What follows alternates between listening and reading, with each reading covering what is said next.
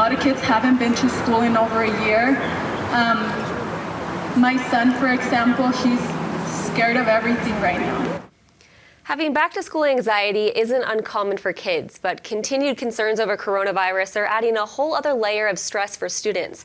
So here to talk a little more about those back-to-school jitters is Dr. Annette Geva, a clinical psychologist with Health One Behavioral Health and Wellness Center.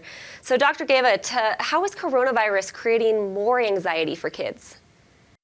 There's a lot of things that have changed in this past year. Some of them have been routines, some of them have been milestones that have been missed, and just constant change that really changes from day to day. So for kids to constantly have to adjust to that brings about a level of hypervigilance that adds to normal school jitters. Tell us too, I'm sure a big question is, what can parents do to help their children cope? I think first of all is to empathize. It's been a hard year for all of us, and kids feel what their parents feel. They're kind of an emotional barometer. And so having empathy for that, but also modeling that it's normal. And with that, there's things we can do to help ourselves. Great. And I know you kind of mentioned those normal back-to-school jitters. What's the difference between those typical jitters and something that may be a little bit more concerning that parents should be aware of? So every change brings about some measure of anxiety, and that's not an unhealthy or unnormal thing.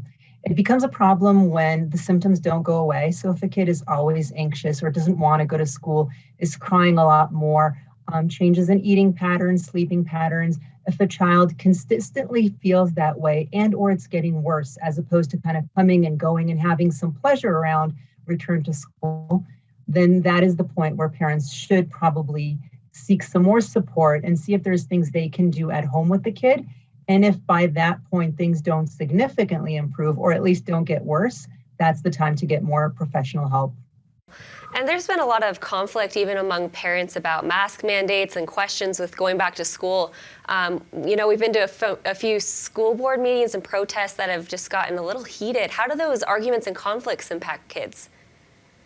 Well, as I said, kids are an emotional barometer and they reflect what their parents feel. So when parents are feeling intensely, be it good or bad, about a particular issue, the kids feel it too, although they don't have the words or the thinking around why it's so stressful. So they just feel the stress or the heightened arousal.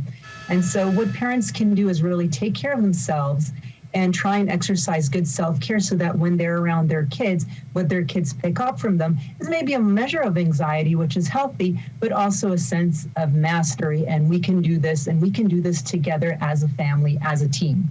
Wonderful. Do you have any other advice that we haven't touched on that parents should know with these back-to-school jitters? Well, just that it's really hard for everyone. And so it's normal to feel a little up in the air and to roll with it from day to day. Rely on your support network, take good care of yourself, try and have routines for yourself, if at all possible, and also have fun. It's not all work. And so how can we infuse a little bit of connection, a little bit of joy, and a little bit of maybe combining those through movement together, through shared meaningful activities together, so that the anxiety is mitigated by some measure of resilience. That's wonderful advice. Well, thank you so much for joining us and sharing all this important information for parents. We appreciate it. Thank you for having me. Of course. And remember, we've got all the latest information on the return to school on our website, cbsdenver.com.